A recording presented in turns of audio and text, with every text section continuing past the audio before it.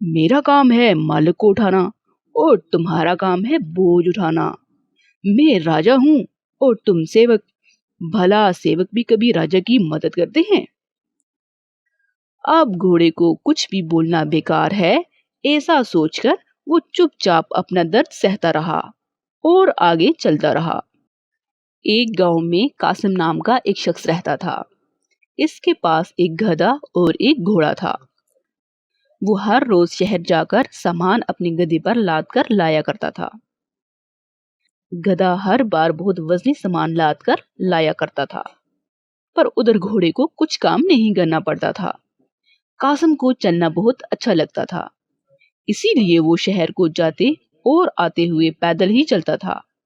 जब वो बहुत थका हुआ होता तो तभी घोड़े पर बैठता। इस वजह से घोड़े को बहुत घमंड आ गया था कि इसका मालिक इससे ज्यादा प्यार करता है। वो हमेशा गधे को चिढ़ाते ही रहता था। एक दिन गधे की तबीयत थोड़ी खराब थी और इत्तेफाक से इसी दिन इस पर बोझ भी ज्यादा था। दोस्त, ये बहुत भारी है और मेरी पीठ बहुत दर्द कर रही है। इनमें से एक बोरी तुम भी उठा लो ना। मैं तुम्हारा ये एहसान कभी नहीं भूलूंगा और जब कभी तुम्हें मेरी मदद की जरूरत होगी तो मैं भी तुम्हारी मदद करूंगा। तुम मेरी मदद करोगे? वो कैसे? हम दोनों के बीच तो बहुत फर्क है। मेरा काम है मालिक को उठाना और तुम्हारा काम है बोझ उठाना। मैं राजा हूँ और तुम सेवक। भला सेवक भी कभी राजा की मदद करते हैं? अब घोड़े को कुछ भी बोलना बेकार है, ऐसा सोचकर वो चुपचाप अपना दर्द सहता रहा और आगे चलता रहा।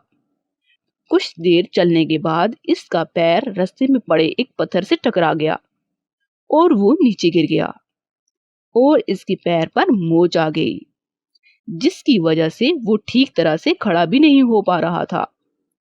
कासिम सोचने लगा, ये गधा तो खड़ा भी नहीं हो पा रहा, तो अब वो क्या करेगा और इतना वजन कैसे उठाएगा?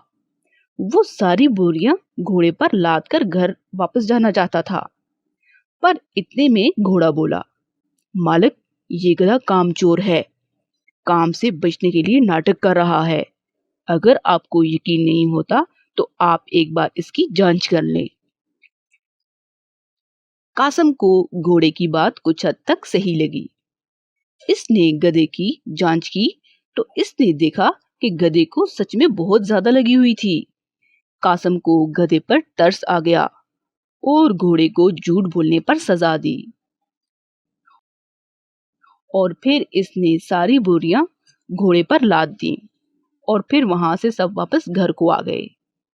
फिर जब तक गधा पूरी तरह से ठीक नहीं हुआ तो तब तक वो सारी बोरियां घोड़े पर ही लाद कर लाया करता था। ऐसे ही कुछ दिन बीत गए तो घोड़े ने सोचा कि अगर वो उस वक्त गधे की मदद करता और इसका बोझ बांट लेता तो आज इसको भी इतना बोझ अकेले ना उठाना पड़ता। इस कहानी से हमें ये सबक मिलता है कि मालिक की नजर में कोई भी छोटा या बड़ा नहीं होता। तो बच्चों, ये हमेशा बेहतर होता है कि हम आपस में बोझ बांट लें, अपने दोस्तों की मदद करें और एक साथ मिलकर काम करें। इस तरह किसी पर भी ज्यादा बोझ नहीं पड़ता और सारा काम भी हो जाता है आसानी से, हंसते हंसते।